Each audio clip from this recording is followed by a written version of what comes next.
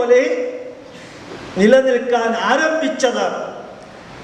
അന്ന് മുതൽക്ക് നമ്മളുടെ പ്രാർത്ഥന അസതോമാ സദ്ഗമയ തമസോമാ ജ്യോതിർഗമയ മൃത്യോർമാ അമൃതം ഗമയ.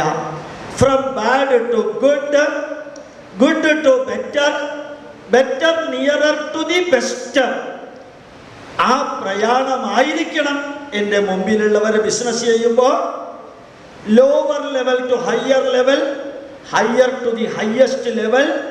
തിന്മയിൽ നിന്ന് നന്മയിലേക്ക്, ഇരുട്ടിൽ നിന്ന് വെളിച്ചത്തിലേക്ക്, അശാന്തിയിൽ നിന്ന് ശാന്തിയിലേക്കുള്ള പ്രയാണം. അതായിരിക്കട്ടെ നമ്മുടെ ജീവിതത്തിൽ. അടുത്ത പോയിന്റ്, വൈ ടു ലീവ്.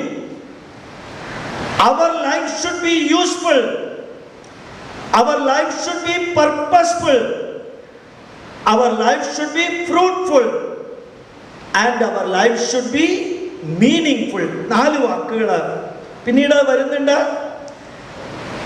കഴിഞ്ഞ നൂറ്റാണ്ടിൽ ഈ ദിവസം നമ്മൾ ഈ ഭൂമിയിൽ ഉണ്ടായിരുന്നില്ല, അടുത്ത നൂറ്റാണ്ടിൽ ഈ ദിവസവും നമ്മൾ ഈ ഭൂമിയിൽ ഉണ്ടായിരിക്കില്ല. അതുകൊണ്ട് ജീവിക്കുന്നിടത്തോളം കാലം വഴക്കിടാനും ഫൈറ്റ് ചെയ്യാനും അധികാരത്തിനും കസേരയ്ക്കും വേണ്ടി എനർജിയും സമ്പത്തും ചെലവാക്കാനും ഇറങ്ങി പുറപ്പെടുന്നതിന് പകരം എനിക്ക്, നിങ്ങൾക്ക് ഇടുക്കിയിലെ ജനറേറ്റർ ആവാൻ സാധിക്കില്ല, ഇലക്ട്രിസിറ്റി മറ്റ് സ്ഥലത്ത് എത്തിക്കുന്ന സബ്സ്റ്റേഷൻ ആവാൻ സാധിക്കില്ല. ചിലപ്പോൾ നിങ്ങൾക്കൊരു ട്രാൻസ്ഫോമർ ആവാൻ സാധിക്കും, അല്ലെങ്കിൽ ഒരു ഇലക്ട്രിക് പോസ്റ്റ് ആവാൻ സാധിക്കും, അല്ലെങ്കിൽ ഒരു ബൾബ് ആവാൻ സാധിക്കും, അല്ലെങ്കിൽ ബൾബിന്റെ ഹോൾഡർ ആവാൻ സാധിക്കും. ജീവിതത്തിൽ നമുക്കും മറ്റുള്ളവർക്കും പ്രയോജനപ്രദമായ ജീവിതം, ലക്ഷ്യബോധമുള്ള ജീവിതം, ഫലപ്രദമായ ജീവിതം, അതിലേക്കുള്ള പ്രയാണമാവട്ടെ നമ്മുടെ ബിസിനസ്. 4ാമത്തെ point, growth is life, life is growth, stagnation is death, death is stagnation. ഒരിക്കലും ജീവിതത്തിൽ നിങ്ങളുടെ ബിസിനസ് എങ്ങനെ പോകുന്നുണ്ടെന്ന് ചോദിച്ചാൽ അതിൻ്റെ ഉത്തരം, ഗോപാലകൃഷ്ണൻ സാറേ ബിസിനസ് ഇങ്ങനെ പോകുന്നു, അതിനേക്കാളും കൂടുതലൊന്നും എനിക്ക് വയ്യ സാറേ, അങ്ങനെ പറയാതിരിക്കാം. അത് അനുനിമിഷം വളരണം. Every plant, every animal, they grow. We human beings should grow intellectually, academically, socially, scientifically, technologically, financially, psychologically we should grow. നിരന്തരം വളരാൻ സാധിക്കട്ടെ, നിരന്തരം ഉയരാൻ സാധിക്കട്ടെ. ഇന്നലത്തേക്കാൾ ഇന്ന്, ഇന്നലത്തേതിൽ നിന്ന് നാളെ വളരുക, ഉയരുക, ഉണരുക, തളരാതിരിക്കുക, തകരാതിരിക്കുക, വരളാതിരിക്കുക. അടുത്ത point, how long you live and how you live. പരമാവധി 85 വയസ്സ് വരെയാണ് നമ്മൾ ജീവിക്കുക. ഇടയ്ക്ക് ബൈപ്പാസിൽ തീർന്നു പോയില്ലെങ്കിൽ is equal to 28,000 days. 28,000 ദിവസം ജീവിക്കുന്നു. is equal to 2 billion second. 2 billion second ആണ് ജീവിക്കുന്നത്. ഒരു ദിവസം 23,000, 80 times we breathe. 23,000, 80 times we breathe. Every breath is taking you towards graveyard. ഓരോ ശ്വാസോച്ഛ്വാസവും കഴിയുമ്പോൾ ശ്മശാനത്തിലേക്ക് പോയിക്കൊണ്ടിരിക്കുന്നു. അപ്പൊ ഹൗ ലോങ് യു ലിവ് വലിയ ഇമ്പോർട്ടൻ്റ് ഉള്ള കാര്യമല്ല. അത് പറയാൻ കാരണം എന്താ? ഞാൻ ഇപ്പം നിങ്ങളോട് ചോദിച്ചു എന്ന് വിചാരിക്കാം, മഹാത്മാഗാന്ധി എത്രാമത്തെ വയസ്സിലാണ് മരിച്ചത്? രാമകൃഷ്ണ പരമഹംസർ എത്രാമത്തെ വയസ്സിലാണ് മരിച്ചത്? ജവഹർലാൽ നെഹ്റു എത്രാമത്തെ വയസ്സിലാണ് മരിച്ചത്? പിണറായി വിജയൻ എത്ര വയസ്സായി? നരേന്ദ്രമോദിക്ക് എത്ര വയസ്സായി? എനിക്ക് അറിഞ്ഞൂടാ സാറേ. അതൊന്നും നോക്കൽ എൻ്റെ ജോലിയല്ല. എന്തേ അത് നോക്കൽ എൻ്റെ ജോലി അല്ലാത്തത്?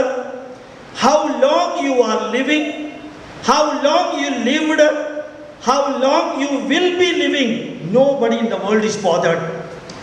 How long you are doing business, how long you will be doing business, ഈ ലോകത്തിൽ ആരും ബോധേഡല്ല. രണ്ടാമത്തേത്, how you are living and how you are doing business, അതാണ് ഇമ്പോർട്ടൻ്റ്. എത്ര കാലം ജീവിക്കുന്നു എന്നുള്ളതിനേക്കാളും ജീവിക്കുന്നിടത്തോളം, അടുത്ത പോയിന്റ്, യൂസ്ഫുൾ ലൈഫ്. ആർക്ക് യൂസ്ഫുൾ? എൻ്റെ ജീവിതം കൊണ്ട് എൻ്റെ മനസ്സിന്, എൻ്റെ ശരീരത്തിന്, എൻ്റെ കുടുംബത്തിന്, എൻ്റെ സംസ്കാരത്തിന്, എൻ്റെ സമൂഹത്തിന്, എൻ്റെ രാഷ്ട്രത്തിന് യൂസ്ഫുൾ ആയിരിക്കണം. My life should be useful for my mind, my body, my family, my culture, my society, my nation. അതിന് സസ്റ്റൈനബിൾ ആൻഡ് പെർമനന്റ് നന്മ വരുത്തുന്ന യൂസ്ഫുൾനെസ് നിങ്ങളിൽ നിന്നുണ്ടാവണം. പരേഷാമുപകാരായ ജീവതി സ ഏവ ജീവതി. ഇത് വേദത്തിലെ ഒരു മന്ത്രമാണ്. ഹിന്ദുക്കളായ സ്ഥിതിക്ക് നിങ്ങൾ കേട്ടിട്ടുണ്ടാവില്ല. ഏഴാമത്തേതിലെ രണ്ടാമത്തെ പോയിന്റ്, പർപ്പസ്ഫുൾ ലൈഫ്. ഏത് കാര്യം നിങ്ങൾ കാലെടുത്ത് മുമ്പോട്ട് വെച്ചോ, ആ ലക്ഷ്യബോധത്തോടു കൂടി അത് തീർത്തിട്ടേ തിരിച്ചു വരാവൂ. സാധിക്കും. ഇച്ഛാശക്തി മനസ്സിലും, ജ്ഞാനശക്തി തലച്ചോറിലും, ക്രിയാശക്തി ശരീരാവയവങ്ങളിലും ഉണ്ടെങ്കിൽ ജീവിതം പർപ്പസ്ഫുൾ ആക്കാം.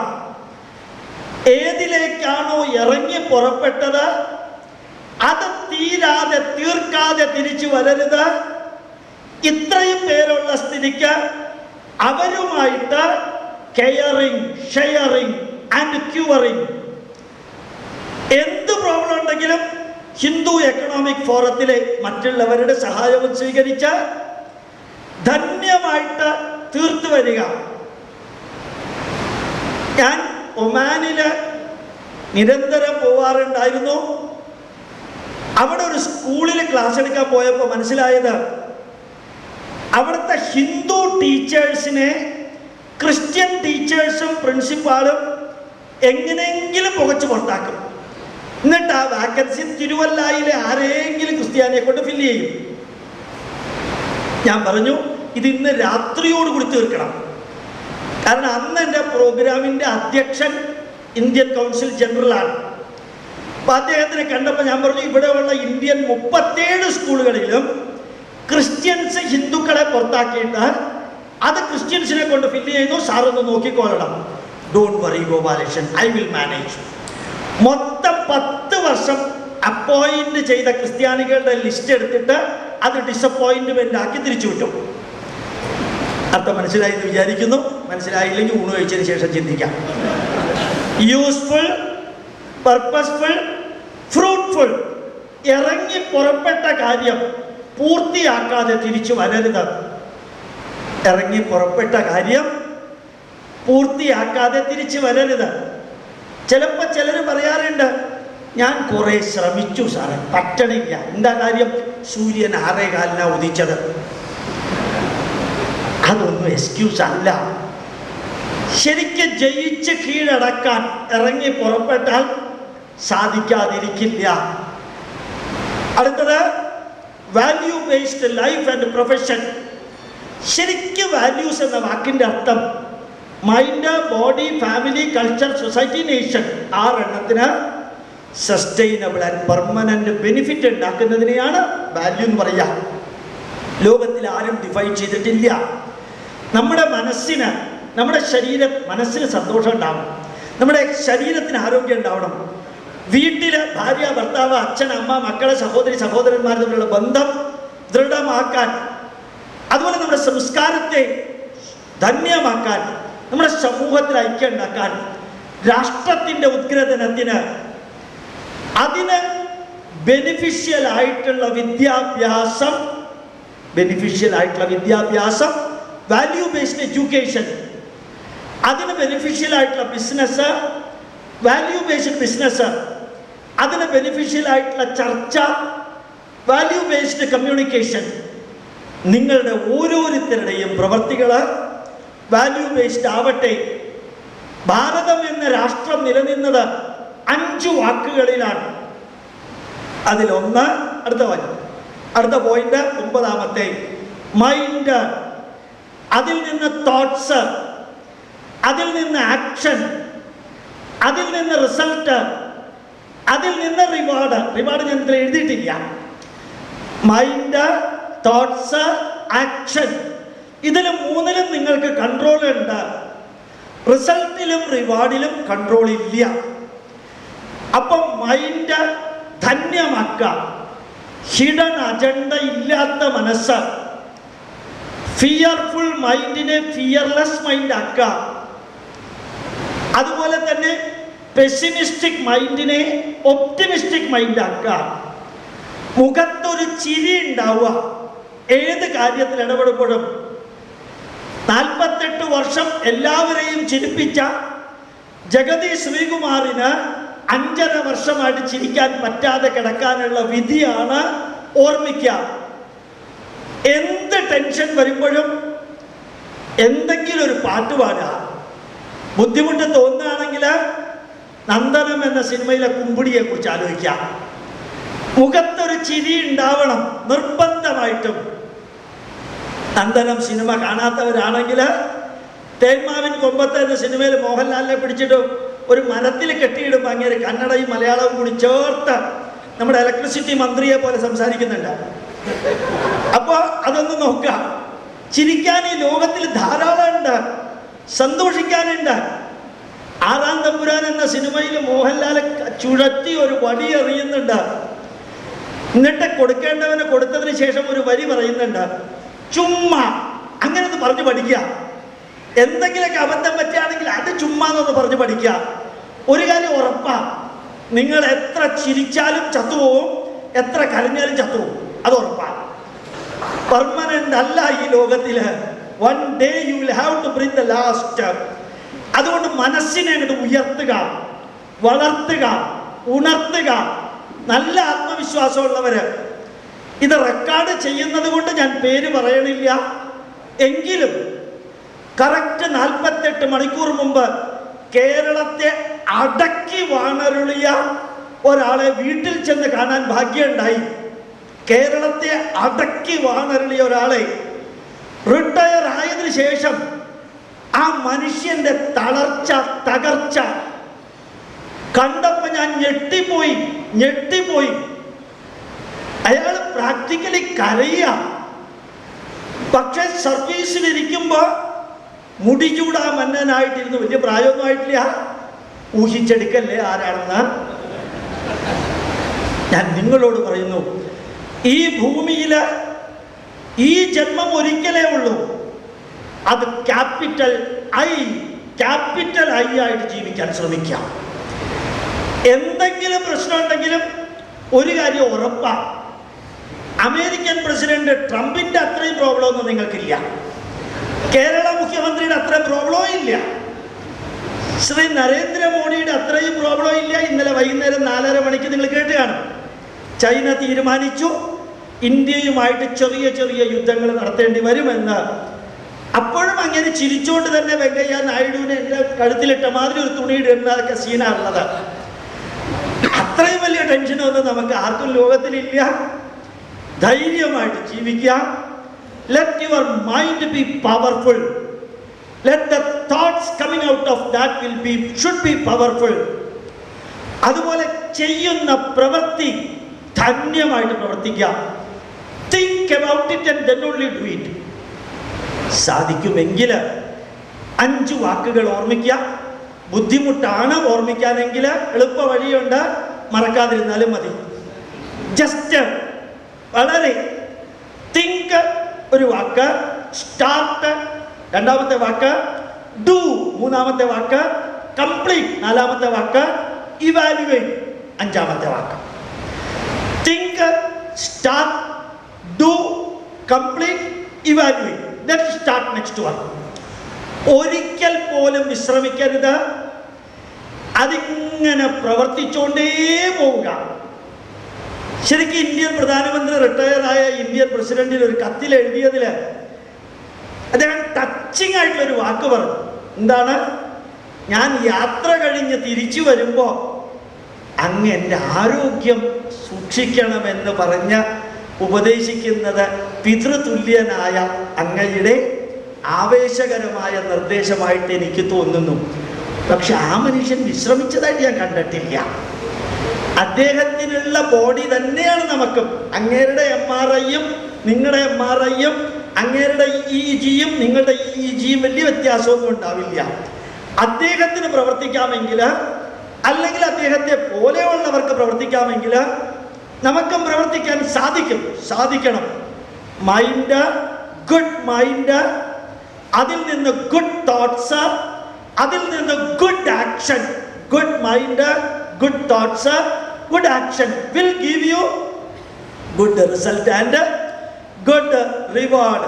അടുത്തത്, changing the mind from I ഞാൻ എന്നുള്ളതിൽ നിന്ന് ഞങ്ങൾ. ഗായത്രി മന്ത്രത്തിന്റെ അർത്ഥം അറിയോ?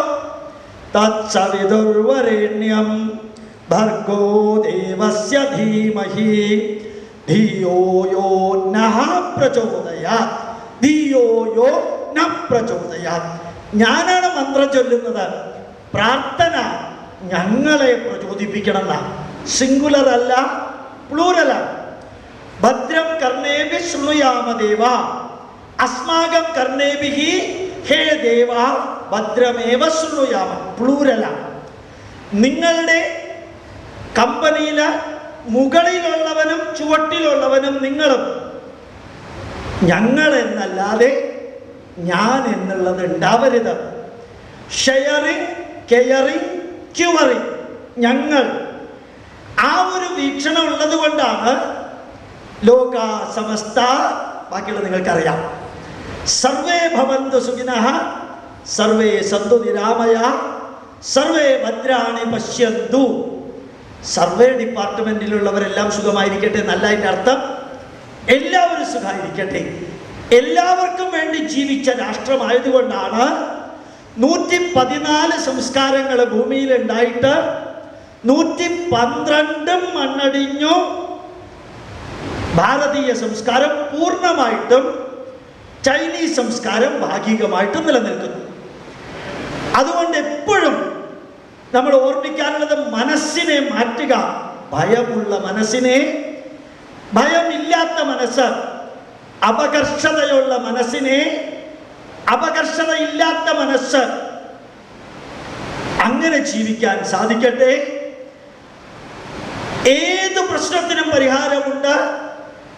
അതുകൊണ്ട് പെസിമിസം ഒപ്റ്റിമിസത്തിന് വഴി മാറട്ടെ. പെസിമിസം ഒപ്റ്റിമിസത്തിന് വഴി മാറട്ടെ.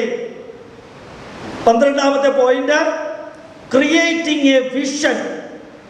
ആദ്യം എന്ത് ചെയ്യണം, അടുത്ത ഒരാഴ്ചത്തേക്ക് എന്ത് ചെയ്യണം, അടുത്തൊരു മാസത്തേക്ക് എന്ത് ചെയ്യണം, ഒരു വിഷൻ ഉണ്ടാക്കുക.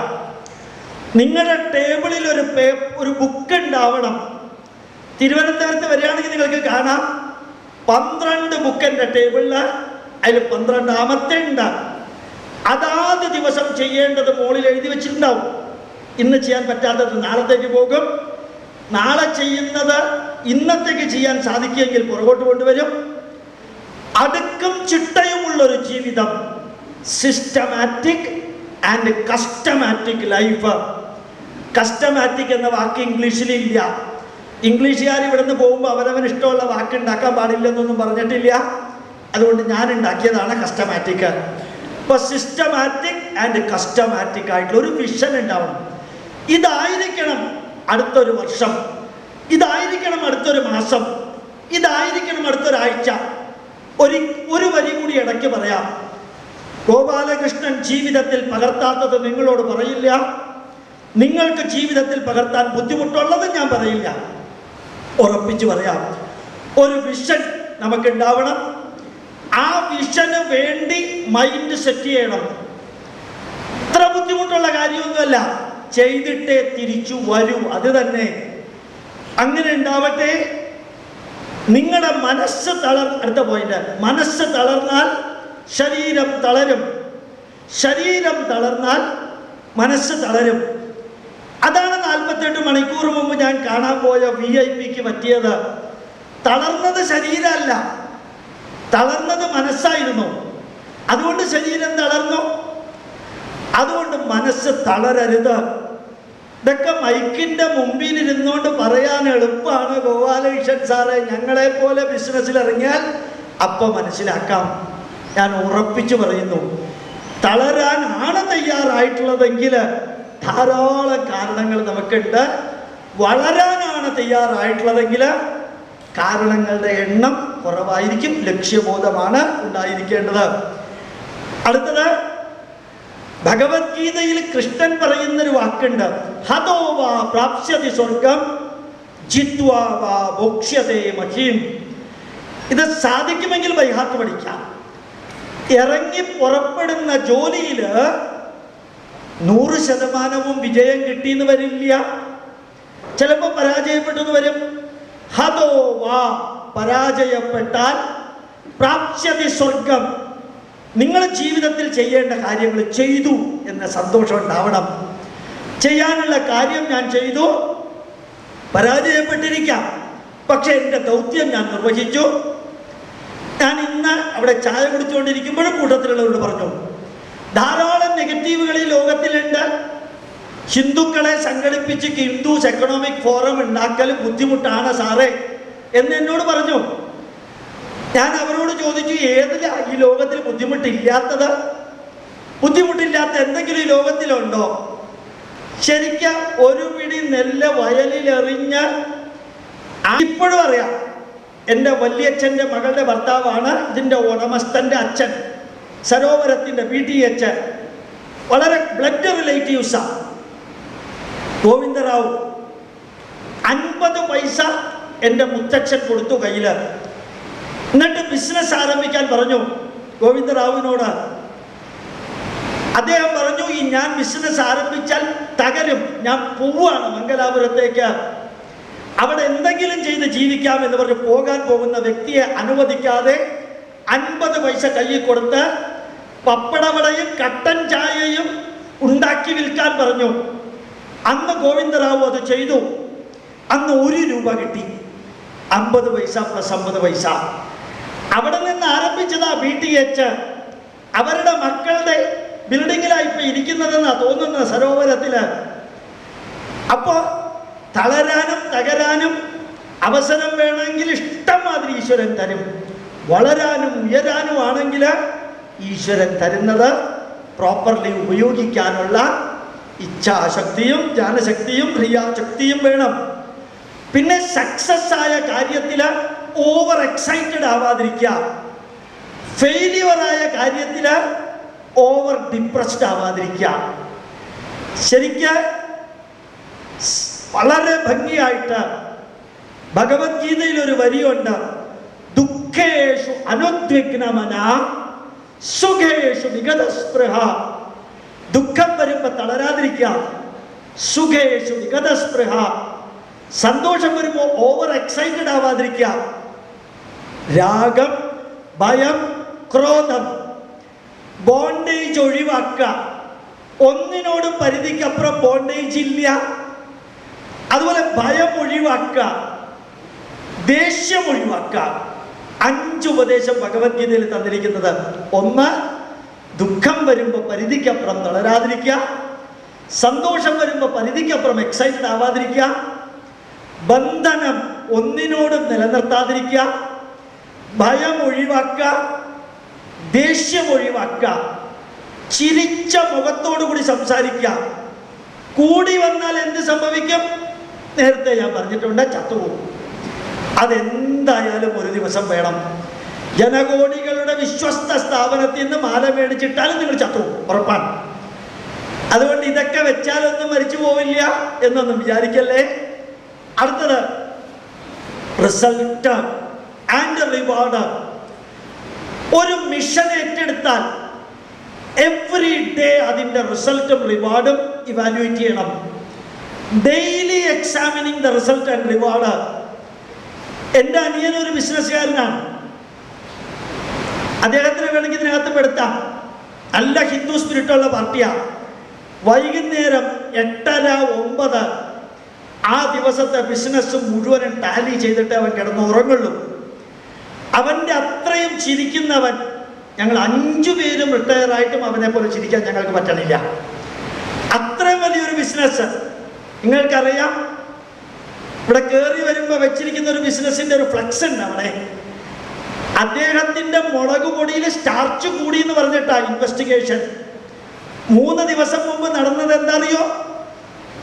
ഒരു ക്രിസ്ത്യാനിയുടെ ബിസിനസ്സിന് അടിമാലിയിൽ നിന്ന് വരുന്ന അതേ പ്രോഡക്റ്റ്, അതിലെ മുളക് പൊടിയിലെ ടൊറൻഷ്യൽ പോയിസൺ ആണ് എന്ന് കണ്ടുപിടിച്ച് 48 ബോക്സ് മണ്ണിൽ കുഴിച്ചിട്ടു. പത്രങ്ങളിൽ ഒന്നും എഴുതിയില്ല, നിറവറയുടെ പത്രങ്ങളിൽ വന്നു. അറിയണം, നമ്മൾ ചിലതിലൊക്കെ ഇറങ്ങി പുറപ്പെടുമ്പോൾ ശത്രുക്കൾ ഉണ്ടാവാൻ സാധ്യതയുണ്ട്. അകത്തും പുറത്തും എല്ലാ ദിവസവും ഇവാലുവേറ്റ് ചെയ്യണം. ഹിന്ദുക്കൾക്ക് ശത്രുക്കൾ ഉണ്ടാവാൻ ധാരാളം സാധ്യത കൂടുതലാണ്. അതുകൊണ്ടാണെന്ന് എനിക്ക് തോന്നുന്നു മഹാവിഷ്ണു 10 പ്രാവശ്യം ഇവിടെ അവതരിച്ചത്. സൗദി അറേബ്യയിലെ പ്രവാചകനെ അയക്കുകയേ ചെയ്തുള്ളൂ. ഇസ്രായേലിൽ ദൈവപുത്രനെ അയച്ചേ ഉള്ളൂ. ഇവിടെ പന്നിയായിട്ട് വരെയും ഈശ്വരൻ വരാൻ കാരണം കുറേ പ്രശ്നങ്ങൾ ഹിന്ദുക്കളുടെ ഇടയിലുണ്ട്. സ്വസ്ഥമായിട്ട് ഇരിക്കാൻ അവർക്ക് പറ്റില്ല. ഒന്നില്ലെങ്കിൽ കോടതി കേസ്, അല്ലെങ്കിൽ വഴക്ക, അല്ലെങ്കിൽ വയ്യാവേലി, എന്തെങ്കിലും ഹിന്ദുക്കൾ ഇടപെട്ടുകൊണ്ടേയിരിക്കും. ഓർമ്മിക്കാൻ നോക്കുക, ഇതൊക്കെ ഇതിൻ്റെ ഭാഗമാണ്. 10 അവതാരം മതി എന്ന് മഹാവിഷ്ണു തീരുമാനിച്ചപ്പോൾ 11ാമത്തെ അവതാരം വന്നിട്ടുണ്ട്. അറിയോ നിങ്ങൾക്ക്? Social media. അത് മഹാവിഷ്ണുവിൻ്റെ 11ാമത്തെ അവതാരം. അത് ഉപയോഗിക്കാൻ പറ്റുന്നിടത്തോളം ഉപയോഗിക്കാം. തളരാതെ, തകരാതെ, വരളാതെ വളരാൻ സോഷ്യൽ മീഡിയ ഹിന്ദുക്കൾക്ക് ഉപയോഗിക്കാൻ പറ്റുന്ന മാതിരി ലോകത്തിലെ വേറെ ആർക്കും ഉപയോഗിക്കാൻ പറ്റില്ല. മുസ്ലിങ്ങൾക്ക് ഉപയോഗിക്കാൻ പച്ചത്തെറി പറയാം. 17ാമത്തെ പോയിന്റ്, bringing change in the mind and its result.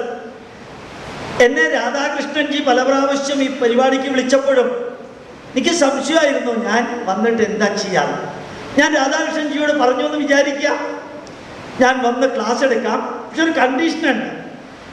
ഞാൻ ക്ലാസ് എടുക്കുന്ന മുറിയിൽ പച്ച നിറമേ ഉണ്ടാവാൻ പാടുള്ളൂ. എല്ലാ വശവും പച്ച നിറമായിരിക്കണം. ഇപ്പം രാധാകൃഷ്ണൻജി ആലോചിച്ചാൽ എന്താ ചെയ്യാൻ പറ്റുക? സൈഡിൽ പച്ച കർട്ടൻ ഇടാം, മുകളിൽ എന്ത് ചെയ്യും? പച്ച. ചുവട്ടിൽ എന്ത് ചെയ്യും? നീ വരുന്നവരുടെ അടുത്ത് എന്തിനാ പറയുക പച്ച ഡ്രസ്സ് ഇട്ടുകൊണ്ടേ വരാൻ പാടുള്ളൂ എന്ന്? അതിന് പകരം രാധാകൃഷ്ണൻജിയുടെ അടുത്തുള്ള ആൾ പറഞ്ഞു എന്ന് വിചാരിക്കാം, 35 രൂപ ചെലവഴിച്ച് പച്ച ഗ്ലാസ് ഉള്ള ഒരു കന്നഡ ഗോപാലകൃഷ്ണൻ മേടിച്ചു കൊടുത്താൽ, പച്ച ഗ്ലാസ് ഉള്ള ഒരു കന്നഡ ഗോപാലകൃഷ്ണൻ മേടിച്ചു കൊടുത്താൽ ഇവിടെ നിന്ന് ഞാൻ കാണുന്നതൊക്കെ പച്ചയാണ്. അപ്പൊ എൻ്റെ മനസ്സിൽ ആദ്യം മാറ്റം വരുത്തേണ്ടത് ഐ ഒരക്ഷരേ ഉള്ളൂ, വി WE 2 അക്ഷരം, യു 3 അക്ഷരം, ദേ 4 അക്ഷരം, ഗ്രൂപ്പ് 5 അക്ഷരം, ഫാമിലി 6 അക്ഷരം. ഏത് മാറ്റാനാണ് എളുപ്പം? ഏതിൽ മാറ്റം വരുത്താനാണ് എളുപ്പം? ഐ ഒരക്ഷരേ ഉള്ളൂ. ആദ്യം മാറേണ്ടത് ഞാനാണ്. എല്ലാത്തിലും തെറ്റും കുറവും കണ്ടുപിടിക്കുന്നതിന് പകരം അര ഗ്ലാസ് വെള്ളമുള്ള ഗ്ലാസ് നോക്കിയിട്ട് ഹാഫ് എംപ്റ്റി എന്ന് പറയാം, ഹാഫ് ഫുൾ എന്ന് പറയാം. ഹാഫ് ഫുൾ എന്ന് പറയാൻ നമ്മൾ പഠിക്കുന്നതാണ് ഒപ്റ്റിമിസം. അതുകൊണ്ട് മനസ്സിൽ മാറ്റം വരുത്തുക, ചിരിക്കാൻ പഠിക്കുക, പരിധിക്കപ്പുറം നെഗറ്റീവ് കേൾക്കാതിരിക്കുക, നെഗറ്റീവ് പറയാതിരിക്കുക. എത്രയധികം കാര്യങ്ങൾ പോസിറ്റീവായിട്ട് പറയാനുണ്ട് ഇവിടെ. അതിലേക്ക് മനസ്സൊന്ന് കൊണ്ടുപോയി നോക്കുക. ചിരിക്കാൻ സാധിക്കും, സന്തോഷിക്കാൻ സാധിക്കും. അതുകൊണ്ട് മനസ്സിനെ ഇന്നു മുതൽക്ക് അടുത്ത പോയിന്റ്, എവല്യൂഷണറി ചേഞ്ച്. സ്ലോ ആയിട്ട് മനസ്സിൽ എവല്യൂഷണറി ചേഞ്ച്, റെവല്യൂഷണറി ചേഞ്ച് അല്ല വേണ്ടത്. എവല്യൂഷണറി സൈലന്റ് ചേഞ്ച് ആണ് വേണ്ടത്. റെവല്യൂഷണറി വയലന്റ് ചേഞ്ച് സ്ഥിരമായിട്ട് നിൽക്കില്ല. Evolutionary change, silent change. Swami Vivekanandan പറഞ്ഞൊരു വരിയുണ്ട്. അടുത്ത point, set your goal and work for that. ജീവിതത്തിൽ ഒരു ലക്ഷ്യം വെക്കുക, എന്നിട്ട് അതിനുവേണ്ടി പ്രവർത്തിക്കുക. ജീവിതത്തിൽ ഒരു ലക്ഷ്യം വെക്കുക, അതിനുവേണ്ടി പ്രവർത്തിക്കുക. ഇന്ന് ഞാൻ ഓർമ്മിക്കാറുണ്ട്, മഹാരാജാസ് കോളേജിൽ പഠിക്കുമ്പോൾ ദ്വാരക ഹോട്ടലില് മുകളിലെ റൂഫ് ഗാർഡനില് അന്നത്തെ ജില്ലാ കളക്ടർ കൃഷ്ണകുമാർ IAS അദ്ദേഹം ഒരു പാർട്ടി നടത്തി. രാത്രി അർദ്ധരാത്രി കഴിഞ്ഞിട്ടും 2 മണി കഴിഞ്ഞിട്ടും പാർട്ടി തീർന്നില്ല. അതിലും മുഴുവനും സപ്ലൈ ചെയ്തിട്ട് മഹാരാജാസ് കോളേജിൽ പഠിക്കാൻ പോകണം. അത് ജൂൺ മാസം 6-ാം തീയതി 1971 ഉച്ചയ്ക്ക് 2 മണിക്ക് കെമിസ്ട്രി ക്ലാസ് ടീച്ചർ എടുക്കുമ്പോൾ തലേ ദിവസം ഉറങ്ങാത്തതിൻ്റെ ദിവ്യാനുഗ്രഹത്താല് 10 മിനിറ്റ് കഴിയുമ്പോൾ ക്ലാസ്സിൽ ഉറങ്ങി. ആ ടീച്ചർ എൻ്റെ മുഖത്ത് നോക്കിയിട്ട് 3 പ്രാവശ്യം പറഞ്ഞത് ആവർത്തിച്ചു. എന്നിട്ട് എന്നോട് ചോദ്യം ചോദിച്ചു. ഈശ്വരാനുഗ്രഹം കൊണ്ട് ഞാൻ കേട്ടില്ല, ദൈവാനുഗ്രഹം കൊണ്ട് ഉത്തരവും പറഞ്ഞില്ല. 60 പെൺകുട്ടികളും 20 ആൺകുട്ടികളുമുള്ള ക്ലാസ്സിൽ 40 മിനിറ്റ് എന്നെ പിടിച്ചു നിർത്തി. ക്ലാസ് കഴിഞ്ഞപ്പോൾ ലോകത്തിൽ ആർക്കും ലഭിക്കാത്ത ഒരു അനുഗ്രഹം എനിക്ക് ലഭിച്ചു. 10 വർഷം കെമിസ്ട്രി പഠിച്ചാലും ഗോപാലകൃഷ്ണൻ പാസ്സാവില്ല. 10 വർഷം കെമിസ്ട്രി പഠിച്ചാലും ഗോപാലകൃഷ്ണൻ പാസ്സാവില്ല. അത് നെഞ്ചത്തേറ്റ ഒരു ശരമായിരുന്നു. അവിടെ നിന്നിറങ്ങി, ഗാലറിയിൽ നിന്നിറങ്ങി ടീച്ചറുടെ മുമ്പിൽ വന്ന് കൈവച്ച് പറഞ്ഞു, ജീവനുണ്ടെങ്കിൽ കെമിസ്ട്രിയുടെ അവസാനത്തെ ഡിഗ്രിയും എടുത്ത് ഞാൻ ടീച്ചറിൻ്റെ അടുത്ത് വരും. ചിരിച്ചുകൊണ്ട് ടീച്ചർ പറഞ്ഞു, ആ ടീച്ചർക്കൊരു ടോണുണ്ട്, നല്ല ടോണാണ്. ഗോപാലകൃഷ്ണൻ കെമിസ്ട്രിയിലെ അവസാനത്തെ ഡിഗ്രിയും എടുക്കുമെങ്കിൽ എനിക്ക് ഉറപ്പാണ് സൂര്യൻ പടിഞ്ഞാറുദിക്കും. 2ാമത്തെ വരിക. അപ്പൊ ഞാൻ തിരിച്ചു പറഞ്ഞു, 40 വയസ്സിനുള്ളിൽ ഭൂമിയുടെ ഇപ്പുറത്ത് കൂടെ പോയിട്ട് അപ്പുറത്ത് കൂടെ വരും. ലോകത്തിലെ ഏറ്റവും വലിയ യൂണിവേഴ്സിറ്റിയിൽ വർക്ക് ചെയ്തിട്ട് ഞാൻ ടീച്ചറിൻ്റെ അടുത്ത് വരാം. ഞാൻ നിങ്ങളോട് പറയുന്നു, ആ ടീച്ചർ അന്നത് ശപിച്ചില്ലായിരുന്നെങ്കിൽ ഗോപാലകൃഷ്ണൻ ഇങ്ങനെ ആവില്ലായിരുന്നു. ആ ശാപമാണ് എന്നെ ഞാനാക്കി മാറ്റിയത്. അതൊരു ശാപമായിട്ട് എനിക്ക് തോന്നിയിട്ടുമില്ല. എല്ലാം കഴിഞ്ഞ് 39ാമത്തെ വയസ്സിൽ ഞാൻ യൂണിവേഴ്സിറ്റി ഓഫ് ആൽബർട്ട, കാനഡയിലെ ആർട്ടിക് ഓഷ്യനിൽ, ഈ തിരുവനന്തപുരത്ത് നിന്ന് ദുബായിൽ നിന്ന് ആംസ്റ്റർഡാം, ആംസ്റ്റർഡാമിൽ നിന്ന് മിനിയാപോളിസിൽ നിന്ന് ആൽബർട്ട 1 വർഷം റിസർച്ച് ചെയ്തിട്ട് ആ ആൽബർട്ടയിൽ നിന്ന് നേരെ വാൻകൂവറിൽ നിന്ന് ടോക്കിയോയിൽ നിന്ന് സിയോളിൽ നിന്ന് സിംഗപ്പൂരിൽ നിന്ന് കൊളംബോയിൽ നിന്ന് തിരുവനന്തപുരത്ത്, ഭൂമിയുടെ ഇപ്പുറത്ത് കൂടെ പോയിട്ട് അപ്പുറത്ത് കൂടെ വന്നു. ആ ടീച്ചറിൻ്റെ അടുത്ത് ഇത് പറയാൻ പോകുമ്പോൾ മറ്റൊരു പ്രൊഫസർ പറഞ്ഞു, ഇത് പറയണ്ട, പറഞ്ഞ ആ ടീച്ചർക്ക് വേദനയാണ്. അതുകൊണ്ട് പോയി വന്നു എന്ന് പറഞ്ഞാൽ മതി, ശാപം കാരനാണെന്ന് പറയണ്ട എന്ന് പറഞ്ഞു. അതുകൊണ്ട് ഞാൻ അത് പറഞ്ഞില്ല, ബാക്കിയൊക്കെ പറഞ്ഞു. ഈ TDM ഹാൾ ഗ്രൗണ്ടിൽ അമൃതാനന്ദമയുടെ ആർഷജ്ഞാനോത്സവം ഒരു 2 മണിക്കൂർ കത്തിക്കാളി പ്രഭാഷണം നടത്തി ഇറങ്ങി വരുമ്പോൾ അതേ ടീച്ചർ ഈ ഗോപാലകൃഷ്ണൻ എന്ന വ്യക്തിയുടെ മുമ്പിൽ നമസ്കരിച്ചപ്പോൾ ഞാൻ പറഞ്ഞു, എൻ്റെ ടീച്ചർ എന്നെ നമസ്കരിക്കരുത്, എന്നെ ഞാനാക്കി മാറ്റിയത് ടീച്ചറാണ്, ഞാൻ നിങ്ങളോട് നേരത്തെ പറഞ്ഞൊരു വരി പറയുന്നു, those who are discussing about the negatives, those who are solving the negatives, those who are converting the negatives into positive, അതിലേതാകണം എന്ന് തീരുമാനിക്കാൻ സാധിക്കട്ടെ. Change and step change. ഏത് കാര്യം ചെയ്യുമ്പോഴും ഓരോ അപ്രോച്ച് മാറ്റിക്കൊണ്ടേയിരിക്കണം. ഒരേപോലെ വർക്ക് ചെയ്യരുത്. കഴിഞ്ഞ ആഴ്ച ചെയ്തതിൽ നിന്ന് പുതിയതിലേക്ക് കിടക്കുക. ഈ ആഴ്ച അറിഞ്ഞുകൊണ്ട് ഗോപാലകൃഷ്ണൻ പറയുന്നു, കഴിഞ്ഞതിൻ്റെ മുമ്പിലത്തെ വർഷം എൻ്റെ 7ാമത്തെ post graduate degree MBA IIT ബോംബെയിലെ കോണ്ടാക്ട് ക്ലാസ് കഴിഞ്ഞ് വന്നപ്പോൾ അന്ന് പഠിച്ചതാ സ്റ്റെപ്പ് ചേഞ്ച്. നിങ്ങൾ ഇന്ന് വരെ ഉണ്ടാക്കുന്ന ഒരു പ്രോഡക്റ്റ് ആണെങ്കിൽ ഏതെങ്കിലും ഒരു പ്രോഡക്റ്റിന് നാളെ പ്രശ്നം വരുമെങ്കിൽ സ്റ്റെപ്പ് ചേഞ്ചിലൂടെ പുതിയത് ചേർത്തോണ്ടേ വരിക. മാറ്റം ആവശ്യമാണ്. അടുത്തത് എഫിഷ്യൻസി ആണ് നമ്മുടെ എല്ലാവരുടെയും മുമ്പിലുള്ളത്. തെറ്റ്. എഫക്റ്റീവ്നെസ് ആണ് വേണ്ടത്. Minimum input, minimum energy, minimum money കൊണ്ട് എഫക്റ്റീവായിട്ട് വർക്ക് ചെയ്യുക. എഫിഷ്യൻസി വേണം. എഫക്റ്റീവ്നെസ് ആണ് 21-ാം നൂറ്റാണ്ടിൽ വേണ്ടത്. ഏറ്റവും എഫക്റ്റീവായിട്ട് വർക്ക് ചെയ്യാൻ പഠിക്കുക.